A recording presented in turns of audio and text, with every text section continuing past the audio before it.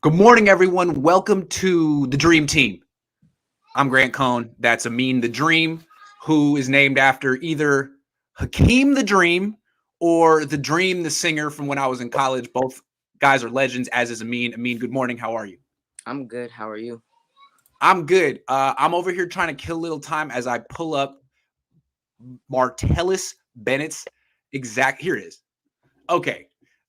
We're going to talk about this game coming up with the Colts because I got a lot of thoughts about it. It's going to be an interesting game. It's going to rain a lot. But before we get to that, I want to talk about big picture stuff, uh, particularly what Martellus Bennett said about Jimmy Garoppolo on a podcast with the McCourty twins. Did you see this? Yep. I think most people around here have seen this. It was shocking. Like, players don't talk this way about players. So I'm gonna, and it was vulgar. So in the interest of family, people watching, Amin being 13 and me knowing his parents and them not, wanting us to curse, we're gonna clean it up a little bit. We're gonna talk about what this means and doesn't mean. So this is what Martellus Bennett said. He said, "Bro, we lost 2 games without Brady. One of them was because Jimmy Garoppolo was being a B word." He really said this. One of them was because Jimmy Garoppolo was being a B word. He decided not to play right before the game. Jacoby Brissett came out and played with a messed up thumb and played his heart out, but Jimmy was just being a B word about it all. That's why he says you can't win with the B word for a quarterback, first of all. That was the whole thing with him. He didn't want to come out and do anything because his agent was trying to protect his body or something like that, which I can't fault him for that, but like you should have made that decision on Thursday. Now it's Sunday. Anyway, that's what he said. Uh, my take real quick is that, I mean, you can't really trust Martellus Bennett. It's just one guy. But Devin McCourty didn't object. He was laughing right along with him. And it seemed like this is kind of how the locker room looked at it. Now, in fairness to Jimmy, he was listed as questionable that Friday. So, I mean, it's going to come down to game time. But I think the culture over there with Tom Brady and that team is, hey, man, if you're the starting quarterback and you can play, you got to play. And I think they looked at him as a guy who made business decisions in the last few years. I think we kind of seen that too. I don't know. What do you think, man? Well, my whole thoughts is he said it a little bit too aggressively, but Niners fans get mad for the same thing. Jimmy Garoppolo for the same exact thing. It's Just look true. at just look at last year, for example, right? Right. Jimmy Garoppolo, he has that high sprained ankle, and he misses like majority of the season. So Niners fans get mad at Jimmy Garoppolo for the same exact thing that Martellus Bennett got mad at Jimmy Garoppolo yesterday on his podcast with the McCourty twins. So I mean, I'm not surprised at his comments because we get mad at the same exact thing. I mean, if you remember last year, Jimmy Garoppolo hurt his ankle week 2, came back week 5 or 6, played, I think gutted against it the out. Dolphins. I think against the Yeah, Dolphins, yeah. gutted it out for a few weeks, got hurt again, and then shut it down for the whole year. And at the end, John Lynch said something to the effect of Jimmy Garoppolo has been the best scout team quarterback he's ever seen, which would imply that he was playing really, really well in practice at the end of the year, which would imply he might have been able to, I don't know, play. It just makes you, what Martellus said makes you go back and be like, man, was he making a business decision here? It's funny that that's what the Patriots thought of him. And Martellus Bennett also said, I don't know if you heard it, but he said Jacoby Brissett had a messed up thumb and he Right. played through the He game. gutted it out. Yeah, so he gutted it out. Jacoby Brissett was the third string. He wasn't Right. with all three quarterbacks, Tom Brady, Jimmy Garoppolo was the second string, and Jacoby Brissett was the third string. He gutted it out with a jacked up thumb. You should be able to play it too. I get it for your long term, but still, if Jacoby Brissett has a jacked up thumb, he could injure his thumb way worse during the game. But he still decided, yo, my team needs me. Jimmy Garoppolo's not playing. My team needs me. Otherwise, he could have also sat out if he wanted to, but he didn't. He pushed through Right. and he gutted it out. Right. Because what Martellus is basically saying is that Jimmy shut himself down right before the game.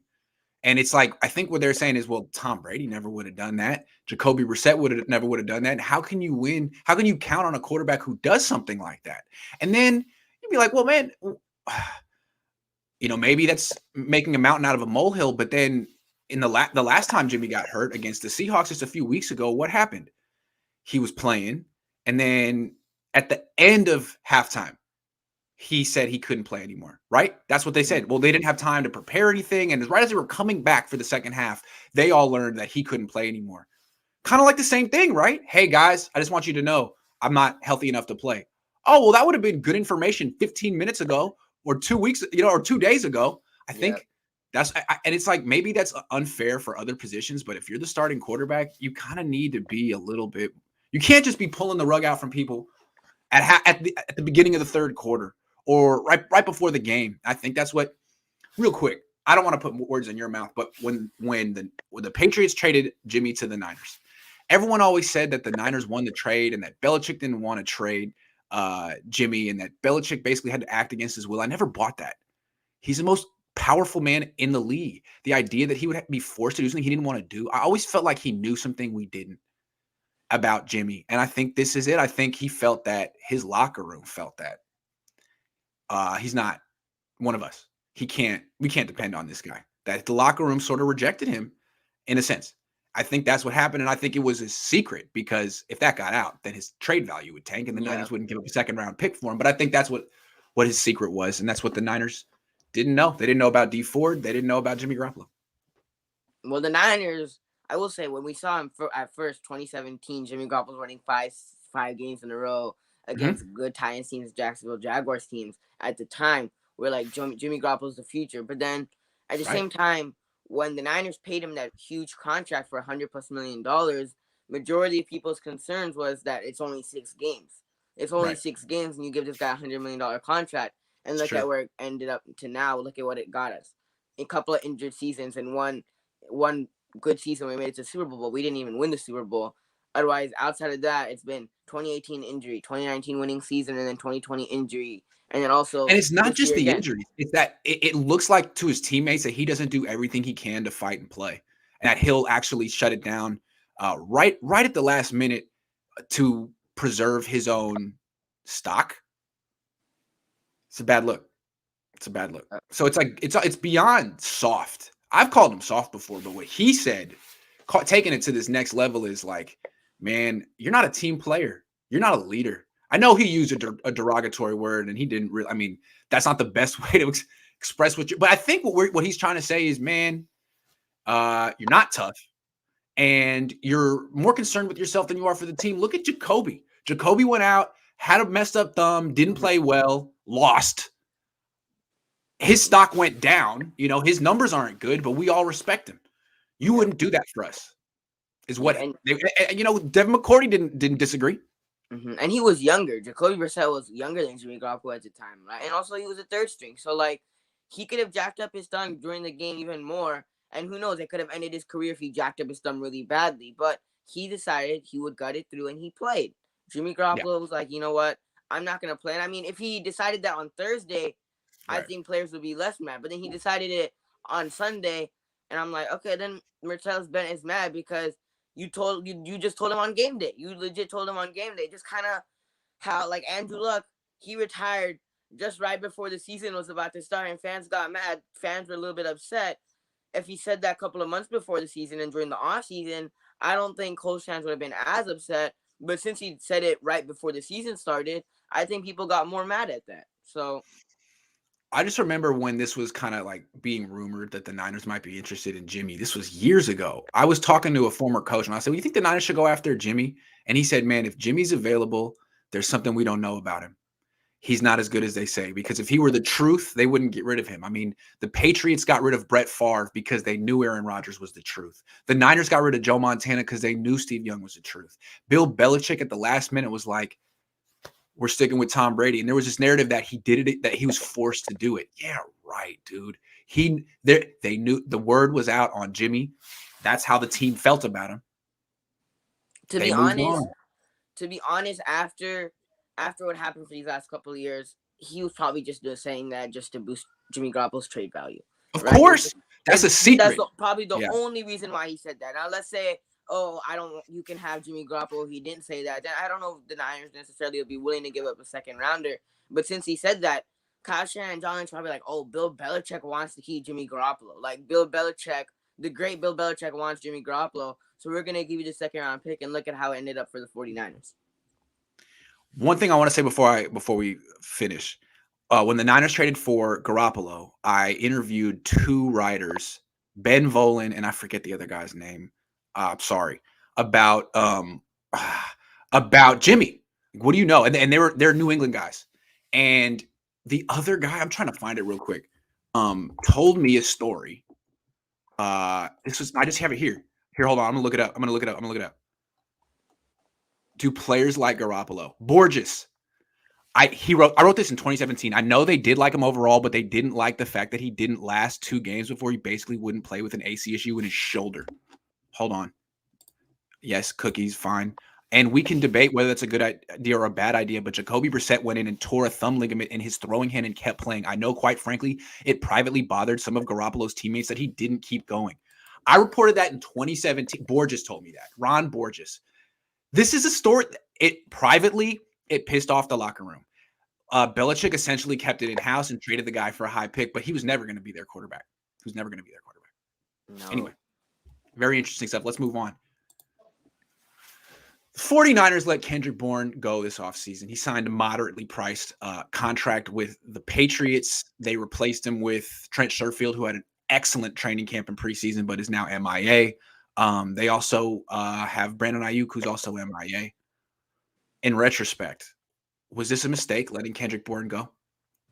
I mean, I don't think it was a mistake to let Kendrick Bourne go. Now, last season, Kendrick Bourne had 49 receptions, had over 667 receiving yards, and had 2 touchdowns. But last year, if you look at his numbers, Debo's missing a lot of games. George Kittle missed a lot of games. The only 2 guys that pretty much were playing for us last year was Ayuk and Kendrick Bourne, who were the 2 starters for the team last year. So he got that many receptions. Now, if you look at this year, I don't know if Kyle Shanahan would quote-unquote have Kendrick Bourne in his doghouse, because they said they like Trent Sherfield. They said Brandon Ayuk isn't making his strides. They're happy with Deebo Samuel, but they were fine with getting rid of Kendrick Bourne. And I don't think it was a mistake, because we have some good receivers. Now, I think they should utilize Ayuk more, but I don't necessarily think Kendrick Bourne, if we were going to bring him back, I don't think Kendrick Bourne would have been, number one, we would have to pay him a lot, which I don't think we would have been able to outbid the Patriots, but I don't know how much snaps he's going to get. I don't know how many targets he's going to get, so. Okay, let me make the argument that they messed up here. I think, because at the time, I always flip-flop, and I think at the time I said let him go, but I don't run the team. I'm just a Monday morning quarterback, and I'm looking at the facts, and they could use him right now. I mean, they have Deebo Samuel and no one else, and I'm looking at his numbers. They're exactly what they were pretty much last year. Like last year, he averaged 44 yards a game. Now he's averaging 47 yards a game. He's a very consistent player, but he's also efficient. Like when he's getting targeted this year, Mac Jones' quarterback rating is 124. He's a solid player, and like, is he expensive? I mean, to an extent. He's making $3 million this year. He'll make $5 million next year and $6 million the year after that. So my question is, would you rather have Kendrick Bourne or Samson Ebukam? I would rather have Kendrick Bourne, right? But the thing is, I don't know how much he would do for this team right now in this year, right? Because if you just look at the Patriots, their starting receivers are Nelson Aguilar. They have Kendrick Bourne, who's another starting receiver. And then I forgot who else they brought in. As another starter. I think it's Jacoby Myers, who they have as other starting Yeah. Right? Where with the Niners, we have Deebo Samuel, and coming into the season, we're like, okay, we have Ayuk. He's another starter. See, that's the thing. Right? And then they thought Ayuk was going to be their starter, but really Bourne would be a starter for them right now. And then Sherfield was balling out in preseason, having 80, 100-yard receiving games. So would Kendrick Bourne really have a huge impact on this team this year with how much Kyle Shanahan likes Trent Sherfield, and how Travis Benjamin is getting more time on the field than Brandon Ayuk? I don't know how much of help or how much he would get playing time on the field. So, and I don't know if he would be able to outbid the Patriots to get Kendrick Bourne. So I really don't think he would have had a huge impact on this team, especially this year. Okay, fair enough. That's a good point. I do think he'd be starting right now over Ayuk. I think he's a better player right now than Ayuk, although Ayuk has more talent. The thing about, I still think in retrospect they should have signed him, because he's a homegrown player. They developed him themselves. He only missed 1 game, and I think it was because of COVID. Like, was it a close contact? I mean, I think it was he never got injured. He was a homegrown guy. He was good. These are the kind of guys you should want to keep, but these are the guys the Niners don't keep. They keep the injured guys, and I have theories for that. But I mean, sign Kendrick Bourne, who you developed yourself, or let him go and sign Samson Ebukam, who the Rams developed and don't want. It just seems like, why don't you stick with your guy? I mean, I know you need a defensive end, of course, but why don't you stick with your guy? Especially if you're not 100% sold on Brandon Ayuk. You know, I don't know. Well, I don't know if they were not. I think it's something that happened between Kyle and Ayuk. I don't necessarily know because Ayuk looked great Yeah. last year, right? He We did. expected he looked great last year. You can't He deny did. that he looked great last He year. did. If you And that was play the main before, reason they let what's his yeah, face? he Kendrick Bourne Bourne go. go. He looked good last You don't need year, him right? anymore. Yeah. And then this year, so I'm pretty sure something happened between Ayuk and Kyle because otherwise, I don't know why Ayuk wouldn't be the starter. Because before in the offseason, we're like, Ayuk, he could have a breakout year. He has the potential to make the Pro Bowl this year. He could have 1,000-yard season this year. And then they come out this year and say, Ayuk isn't making the strides that he's supposed to. I think that's one of the biggest reasons why they let Kendrick Bourne go because they had Ayuk. They felt, Ayuk is good enough. He's a first rounder.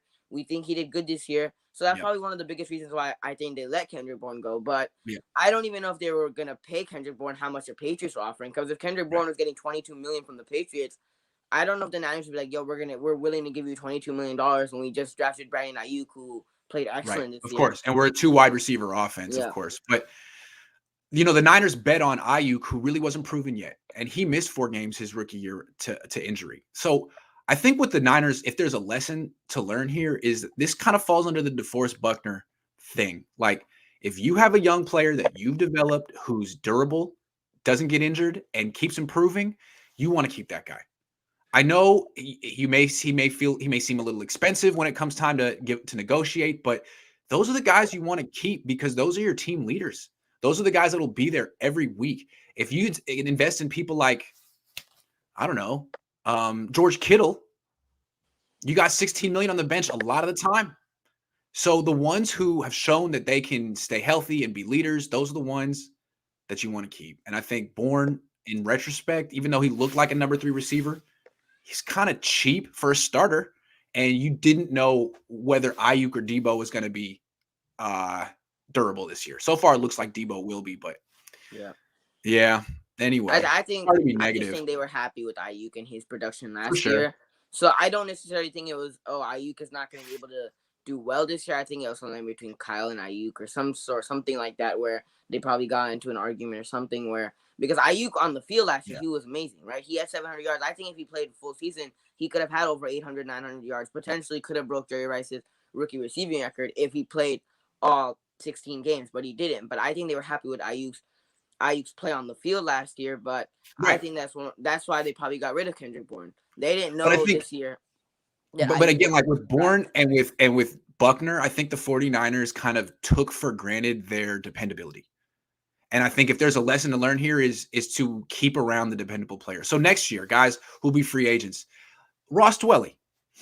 Ross Dwelley's a good player. They say he's a good player. He could get, I don't know what he's going to get on the free agent market, but he could get something that maybe the Niners turned like, wow, that's more than we would think. You might want to bring him back, man. He's dependable, like Juszczyk. You spend a premium on Juszczyk, but part of that premium is the fact that he's there all the time. Dwelley's there all the time. You might want to use him. But so I'm trying to think, like, who's the next Bourne that the Niners might want to think twice before they just let him walk out the door? Dwelley's one. I mean, there might be more. One thing I will say about Dwelley, though, is that most people look at George Kittle, and when even other fans of other teams, they look at George Kittle. I don't know about how much recognition Ross Dwelley will get because we all look at, George Kittle's an amazing run blocker. Right. He's an amazing, he's a top 3 tight end when healthy. Where with Kendrick Bourne last year, since the team had so many injuries, he got a chance because Debo was injured. George Kittle was injured last year. Dwelley, even when George Kittle was injured last year, Dwelley didn't get that many targets. He'd maybe have 2 targets per game. So he didn't even get that many targets. Where Bourne last year had like 49 receptions and like 600 plus yards. So that's probably why the Patriots are like, yo, we see what Kendrick Bourne is doing. We'll sign into the contract. Where even when George Kittle is injured, Dwelley doesn't get that many targets. No, he doesn't. So that would be one guy. Like last year, they re-signed Warner. Good. That's the kind of guy you re-sign. They re-signed Emmanuel Mosley. That's working out. He was an undrafted free agent. He improved. He's not that expensive. Keep him. Those were the right calls. In retrospect, I feel like I should have, as a quality control guy, I should have done more to keep Kendrick Bourne around here because he was important. Anyway, Stilo says, Amin, you definitely have a future in broadcasting. Good job, youngster. Appreciate it. All right, let's move on. Let's talk about this game. It's going to be really wet. They're going to be raining. It's going to be raining big time. The last time the Niners played a monsoon game was 2019 in Washington.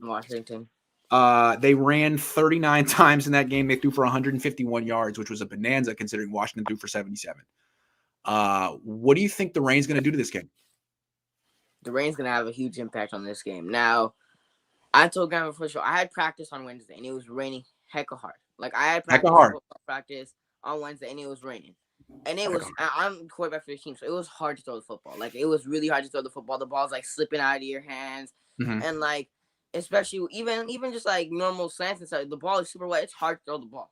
And Jimmy Garoppolo, he's not even good sometimes throwing the ball when it's not raining. He's not efficient at throwing the ball when it's not raining. So what's going to happen when it is raining? It's going to be a problem. So the rain's going to have a huge impact on this game. Now, I think the Niners should run the football if they want to win this game. So if the Niners run the football, I would not be surprised if Elijah Mitchell and Trey Sermon get like 10 plus carries, both of those guys, because they need to run the football if they want to win this game. Because I heard it's raining really hard, and throwing the football with Jimmy Garoppolo when it's raining, or even when it's not raining, right? Throwing the ball with Jimmy Garoppolo is like, they run the ball even without when it's not even raining, they run the football. They don't make Jimmy Garoppolo throw the ball 30 times, 40 times. No, they run the ball even when it's not raining. So when it's raining, I think you don't want Jimmy Garoppolo to throw the ball even more. So I think the Niners should run the football. And the rain's going to have a huge impact. Yeah, they need to. But when they played in Washington 2 years ago in the rain, Jimmy threw 21 times, which is more than you would expect. But you have to throw it a little bit. You can't run it every time. Remember that time that Colin Kaepernick played in the snow and he completed one pass or something? Anyway. Don't even get me started on that. You got to get something from the quarterback, but really the team that runs more and more effectively is going to win this game. No, I mean, you have to throw. I mean, that's a given, right? You have to throw, but you have to throw some. Ball, but it has to be very safe throws. Are you throwing down the field? I don't know. Another thing also, reverses, like stuff that requires nifty ball handling, zone reads. I don't know if you want to do that. I think it's pretty much just handoff, you know? Yeah. I mean, I don't think Jimmy Garoppolo should throw in this game over 15 and 20 times. Like, if he should not. Yeah. It should be, and even every drive, it shouldn't be, Jimmy Garoppolo's throwing 6 times and we're running the ball 2 times. No, it should be, we're running the ball 4, and like just a drive, for example, we have 4 rushes and or 5 rushes and 3 passes. It should be even more running than it is throwing, especially when it's raining. I'm with you. Okay, let's move on. The Niners' biggest X factor against Indy. Now, the way I look at this is like the ace up your sleeve. The advantage that maybe people don't necessarily recognize, or Indy doesn't even recognize, but something that the Niners have going for them that you think could really tip the scales in their favor. I could go first. I could go first. All right. I could go first. Just to kick off the conversation, because it's a tough one, and I kind of set you up. But for me, it's the return of JaMychal Hasty. We just said that this is going to come down to running the ball. And the Colts have they have a really good running back in Jonathan Taylor, but they also have Naheem Hines. They have Marlon Mack. And they have Carson Wentz, who will carry the ball a few times a game. And he scored a touchdown running the ball against the Niners last year. So they have 4 guys who can contribute. The Niners need more than just Elijah Mitchell. And Trey Sermon can't seem to get the ball. And Trey Lance ain't playing this week. Yeah. I actually think JaMychal Hasty is the best running back on the team when he's healthy, which is not that often. But if he's healthy in this game, I mean, he's averaging almost 7 yards a carry. I think he's a big advantage for the 49ers. And I don't think the Colts really know anything about JaMychal Hasty. Nah, Hasty is a huge advantage, but I just hope he doesn't fumble in the rain. True. He fumbles the football. Like, he fumbled the football. That's his problem. So in the rain, when the Sermon ball too. is wet, yep, that's a good point. I don't know if he's good. I hope he just doesn't fumble, right? Because I have no problem with him. I know he's a great runner. I know he's a really good running back for the team. But my biggest issue with Hasty is especially his fumbling issue. But when it's raining, that's even worse because the ball is pretty wet. But it's a great point. I think the biggest X factor for the Niners is Deebo Samuel. Because I think you could do a lot with Deebo Samuel, right? And one thing also is that when Jimmy Garoppolo, just look at last year, Jimmy Garoppolo played that Miami game. He was injured, and he threw for 2 interceptions. So next week, Jimmy Garoppolo plays the next week against the Rams because they bench him in the second quarter. They put in CJ Beathard for the rest of the game. They play the Rams next week on Sunday Night Football, and they used Deebo Samuel a lot in that game. So Jimmy Garoppolo still had that high ankle injury, but he still played in the game. And they would run, Good answer. jet sweeps with Deebo, and they would do screen passes with Deebo. They would use Deebo Samuel a lot, especially when Jimmy Garoppolo was injured. He was injured that Yeah. game. So I think Deebo Samuel is a huge X factor because Great Deebo point. Yeah. Samuel, we know what he does. Even Jimmy Garoppolo's going to throw the ball, right? So Right. Deebo Samuel up the middle, running quick slants and stuff like that. You could hit on those, and Deebo Samuel can go 30, 40 yards and get huge yards after catch. So I think Deebo Samuel is a huge X factor for this game. And I definitely agree with you also, the running backs also. But I think in the passing game especially, Deebo Samuel is a huge X factor in this game.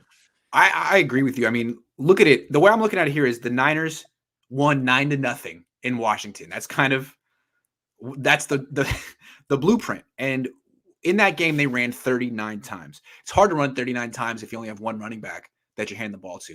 In fact, it's impossible. They're not going to give the ball to Elijah Mitchell 39 times. Yeah. So to get to that number, they got to give the ball to Michael Hasty.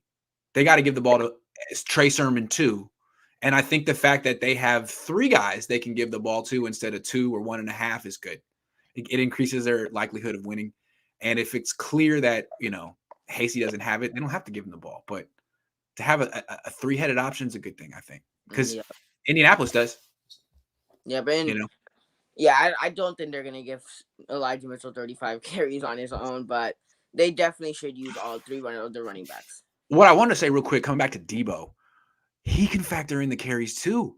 Mm-hmm. Right? So, remember against, what was it?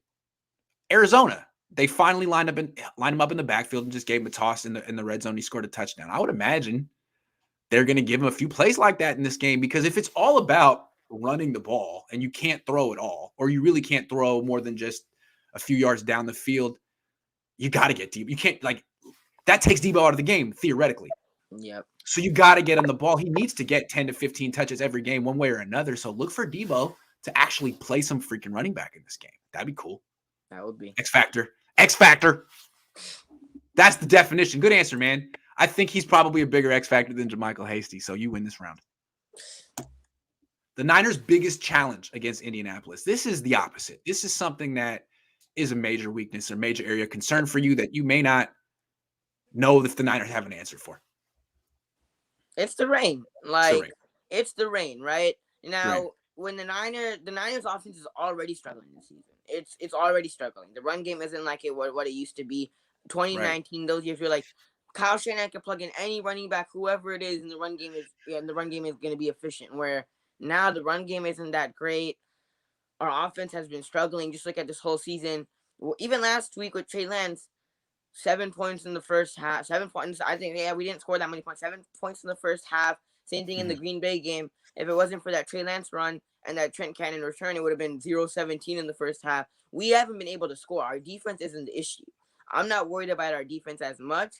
They played a pretty good game again in Washington that year in 2019. They played a pretty good game against Washington defensively. I get it's Robert Saleh, but the defense has been good this year. My biggest thing is with the offense. Offense is already struggling, and with the rain, you're going to have issues where Jimmy Garoppolo might not get the ball off because the ball is wet, or even the running game, JaMychal Hasty and those guys, they could fumble the football because all they have to do is knock it out, and then it's already wet, so it has an easier chance of coming out. So the biggest challenge for the 49ers is the rain. It's honestly just the rain. I'm going to give a little respect to the Colts, though. Even though they're not a great team and they're underdogs, they do have a really good run defense. Statistically, it's really good. I think Football Outsiders, they have that DVOA statistic that I don't understand, but I think they're number 1 in run defense in that. I think I saw that. So they have DeForest Buckner. They have Darius Leonard. They play a 3-4 defense. They set the edge. They're going to have the front that gives the Niners problems. The Niners have shown, they've said they don't have any running back they trust. They have 2 rookies and Hasty, who was on the practice squad last year. So we've seen them lose confidence in their run game, get away from their run game.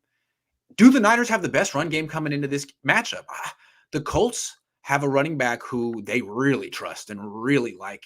Yeah. Do the Niners have the best run defense in this matchup? I don't know. So that's the challenge. I mean, if it's just a game of running, and because the Colts have questionable talent at receiver. Like Michael Pittman's good, but other than that, what do they got? They also I think got the T.Y. Niners. Hilton. They also got T.Y. Hilton. He's Yeah, bad. but he's been hurt. I mean, Ty is great, but I wonder how healthy he is. The Colts are pretty banged up, but if it's just Jonathan Taylor against Elijah Mitchell or something like that, that's a challenge. So the Niners again are going to have to figure out a way to get Deebo Samuel the ball a lot. They may have to make him a running back for this game. Yep. Jonathan Taylor last week, 14 carries, 145 yards, 2 touchdowns, averaged 10.4 yards per carry. So, dude, this is going to be a really tight game because when the Niners beat Washington, that was basically Adrian Peterson, who played pretty well but was old, and Case Keenum. This is Jonathan Taylor, who's just hitting his stride, his peak right now, and Carson Wentz, who's a lot better than Case Keenum. So it's going to be a tougher game. The Niners will be at home. No Mostert, no Tevin Coleman. They're going to have to really, really find ways to trust some of these young running backs, or just make Deebo the running back. I don't know what you want to do. who knows? The Niners offense. Stilo says, Grant, I hated you in 19 when you consistently criticized Garoppolo. I was new to the channel. Been a diehard since I realized you were right. Lance has it. Dump Jimmy Garoppolo before the locker room suffers anymore. Well, if Jimmy loses this game, I think that's it for Jimmy. I mean, I hope so. I hope so, because even the couple of games this season, right? Jimmy Garoppolo and offense couldn't do nothing. Just the Philadelphia game, right? Jimmy Garoppolo was missing throws left and right. They couldn't score points. And I was like, "What is Lance gonna come in? Like, is Lance gonna come in at any point in the game? Because Jimmy Garoppolo, you see, the offense can't do anything with Jimmy Garoppolo on your center. It's like, is Lance gonna come in? He didn't. Gladly, Jimmy Garoppolo beat the Eagles because the Eagles aren't a good team. But then look what happens when you do play a good team like Seattle or like Green Bay. Jimmy Garoppolo couldn't get it done. I mean, yes, I get the Green Bay game. It was 37 seconds left, but Jimmy Garoppolo and that offense can't score points, and Jimmy Garoppolo makes mistakes. And when Lance makes some mistakes, Lance is a rookie.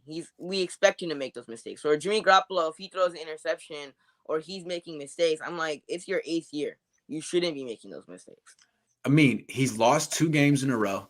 If he loses this one, I think 3 strikes and you're out. Unless, assuming Trey Lance is healthy next week. But I think Jimmy's playing for his job right now. And if he wins this game, it only buys him a few weeks. He needs to be over 500 pretty soon, like now. He needs to get over 500 now, because if he's not, Kyle can go to McGlinchey, Kittle, all the vets on offense that may be resistant to the change, and be like, look, I rolled with the vets. I rolled with Jimmy. You guys gave it your all. We're 4-5. Or do you guys want to miss the playoffs, or can we try something else now? Can we try something else now? George, Mike, I think, because that's sort of what happened in 2018 with the Ravens. I think they were a little resistant to move on from Joe Flacco. He won their only Super Bowl, not their only Super Bowl, but he won a Super Bowl with them, and he was kind of okay. And then he was 4-5 in 2018, and John Harbaugh was like, "Do we have a choice? Do we have a freaking choice? We want to make playoffs, right? We got to try something else." Because Flacco just lost 3 in a row. That's how it went down. So I think, remember, if Jimmy loses this game, it's 3 in a row. I don't see how the people in the locker room who are fighting for Jimmy to start can make that argument anymore. You just lost to the Colts at home, theoretically, in this scenario. Let's talk about it. Who's going to win this game and why, in your opinion? This is going to be a tough game. I think it's going to be a tough game. I think so too, man. And I mean, this could go either way, right? This is, for me, I feel like it's a 50-50 game. Either the Colts could win this or the Niners could win. It's a 50-50 game. And it's a must-win matchup for both teams. It's a must-win matchup for both teams, because the Colts, they're 2-4, and the Niners, if they lose, they'll also be 2-4, and they'll be tied with Seattle at 2-4. So I think it's a must-win game for both teams.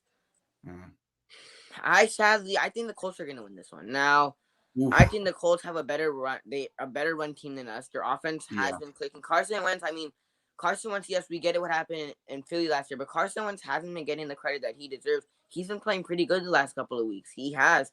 I mean, the Ravens game, he did pretty good. True. He did pretty good. That defense just collapsed. Having a good year. Has been pretty good. Yeah. He has been pretty good, and I think if it's gonna just go to who can run the ball better, whose offense is better, because I think the defense will do good, but the defense can't stop the Colts offense on every play. We saw it even against Arizona. The defense, they can make stops, but the offense hasn't been able to capitalize. And now, especially with the rain factor, I think the offense won't be able to capitalize even more with the rain. So I think the Colts are going to win this one. I think it's going to be a close one, but I got the Colts winning this one 27-24. I think it's going to be by a field goal. I think it's going to be a close game, but I just have more faith in the Colts offense than I do in the Niners offense, especially with the rain. So I got to go with the Colts. I mean, the fact that the Niners aren't going to have Trent Williams most likely or George Kittle, those are your two best blockers in a game that's going to come down to running the ball. That's rough. I mean, when they beat Washington 2 years ago, they had Kittle. So I'm picking the Niners to win this game. I still think they should win. Kyle Shanahan with a bye week, he should find a way. I'm not necessarily certain that the Niners are the better team this week, but Kyle should find a way. I don't want to give the Niners the excuse and say that they're like, the underdog this week. No, they should be expected to win this game, even though we can look at it on paper and be like, well, Colts have the better running back. Colts have a hell of a run defense. Colts have a really good quarterback. I mean, maybe the Colts are better than but still, the Niners need to win this game, and if they lose it, it's a big problem. It's a major. I think they should win this game, right? I think they should win this game. Same thing with the Bears next week. I think they should beat the Bears. But you can see exactly how they would lose, and I'm right there with you, man. Right, I think they should beat the Bears, definitely. But then, do I also think they could lose to the Bears? Yeah, but when I look at the Niners, they are a good team, and some of those games that we lost this year, like against Green Bay, that should have been we should have won that game, right? And coming into that game, we never knew what Green Bay's offensive game plan was for that coming into that game, but majority of the fans were like, yo, we got Green Bay in the bag. We saw what happened. We saw what happened in 2019 when we destroyed them in an NFC Championship game. And look what happened. We lost, and Green Bay had an amazing game plan, and we lost to Green Bay. Some of these games, I think the Niners should win, and majority of the fans think the Niners should win. But then we saw, as obviously this year, like they don't win some of those games that we think they should win.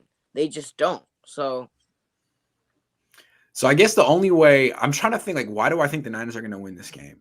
Well, they have Kyle Shanahan, who just spent 2 weeks taking a ton of criticism and figuring out a way to turn, the tide back in his favor or whatever. And they have Debo, and they should be able to find a lot of ways to get Debo the ball. As good as Jonathan Taylor is, Debo's better. And even though Debo's not a traditional running back, they can get him the ball. They can get the ball in his hands and let him do his thing. So Debo Samuel should be able to drag this offense far enough. How many points is it going to take for them to win? 12? 10? 14? I don't know. Something like that. So I think the Niners will win. You think the Colts will win. I respect that. I respect that prediction. I want the Niners to win, obviously. Man. Of course you do. But it takes guts. They should win, but with all it's a good prediction, man. It takes guts to pick the Colts, and I really think the Colts are. I think this game could come down to 2 points, 1 point, something like that. And especially with the injuries, right? Like I completely forgot that even Trent Williams, he's doubtful for this game. Trent, no Kittle, and you're gonna have and no Mostert, and you're gonna have to win running the ball. That's rough. Mm-hmm. No Jeff Wilson Jr., no Mostert, no Kittle, no Trent Williams. I mean, if they lose, you can look back to it. I mean, that's why. If they lose this game, that's why. I'm thinking that they're not going to run the ball that well. That what's going to happen is they're going to go out, and DeForest Buckner and Darius Leonard are going to shut down the Niners' run game, and they're going to have problems. And Jonathan Taylor's just going to be pretty good. I don't know, but I'm picking the Niners. Last thing, the wild card competition. I think most Niner fans at this point are setting their sights on the wild card. They're few games out of first place in the West. The first place team in the West has beaten them and is the only undefeated team in the NFL. So wild card, 3 teams. What teams would you think are wild card contenders in the NFC right now? Now, who knows what's going to happen with the Rams? But as of right now, the Rams are second. The Rams are the top one. So the Rams are obviously going to make the wild card because they're not. Obviously, the Cardinals are the only 6-0 team, the only undefeated team in the league right now. But the Rams are really good. Make the wild card. They're going to make the wild card. Only team they lost to so far is the Cardinals, right? Yeah. So they're going to make the wild card no matter what. If they don't win the division, one of those 2 teams will be the winner, and one of those teams will be a wild card team.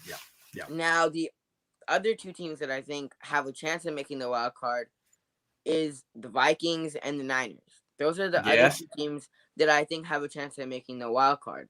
But the Niners, the thing about the Niners is that this year, the team hasn't been playing as we thought they would, as we thought coming into the season. The Niners, they have a chance of winning the division and stuff like that. They're not playing as good as majority of the fans thought they would, but the Niners definitely do have a chance of making the wild card spot because of their schedule. There are some of those games on their schedule that the Niners have a very good chance of winning. For example, like the Texans, the Niners should easily beat the Texans. That shouldn't be a question. There should be no question about it. The Niners should easily be able to beat the Texans. They should be able to beat. Yeah, the Colts just beat them by like 1,000,000 points. Yeah, they should be able to beat some of the bad teams in the league, like the Falcons. They should be able to beat some of those games. They just should. So, the Niners, I don't think they can make a deep run. I don't think it's a Super Bowl team, but the Niners definitely do have a chance at making the wild card spot, especially considering how easy their schedule is. Cool. Yeah. There's also the Saints. Yep. There's also the Saints. There's also the Seahawks. I saw a report that Russell Wilson could come back week 10. I think the Niners play them again week 11. So that's rough news for the Niners. But maybe the Seahawks lose every game in between and fall out of contention. It's possible that we're talking 4 teams contending for 3 spots. There's also the Panthers. But until they have Christian McCaffrey back, they don't really seem that dangerous. So maybe it seems like even if the Niners lose this game, it's going to be chaos. It's going to be tough. It's going to be chaos. But I don't think their season is over if they lose this game, even though it'll be really depressing for Niner fans. I mean, if they do lose this game, it's going to be tough because the upcoming schedules, you got to beat the Bears, and it's obviously very hard to play in Soldier Field. And they have a really good defense. Yeah, they have a good defense, but also it's cold. It's cold. It's pretty cold at Soldier Field. That's what I heard. So it's hard. And also then the next couple of games, you got the Cardinals, which you already lost to. You got the Rams on Monday Night Football, which is like the Rams is going to be – obviously we beat the Rams before, but they didn't have Matthew Stafford at quarterback. No. And now you see what Matthew Stafford is doing in L.A. He's been killing it in L.A. And then you have an easy game against the Jaguars, which I think they should win. But it's going to be – the Cardinals in there, though. The Cardinals are before the Rams. Yeah, the Cardinals are before the Rams. So, yeah, really it would behoove the Niners to win these 2 next games because the ones after those are tough. Yeah. They could make the wild card. It'd be really hard to do it if they lose this week. Kind of a must-win game. See if they can do it. Yeah, but the Saints, they have some tough games on their schedule. They have to play the Buccaneers. So that's going to be a tough game for them to win. They have to play the Titans. They have to play the Bills. They have to play the Cowboys. So they have some tough games on the schedule. They do. Well, I mean, this was a hell of a show. Thank you for coming on with me. This was a lot of fun. Appreciate you having me on. Appreciate you too, Amin. Go have a great Saturday. You got big plans? No, but can I give a quick shout out to my channel? Of course. Quick? Do it. Yeah, so go check out my channel, Amin the Dream. We are already past 500 subs, but if you haven't already subbed to the channel, please do so. Please sub to my channel. It's Amin the Dream. If you just type Amin the Dream on YouTube, you will find it. Go sub to the channel. And follow me on Twitter at Amin the Dream 13. It's on the screen right here. So go do so. That's right. Thanks for watching, everyone. See you tomorrow.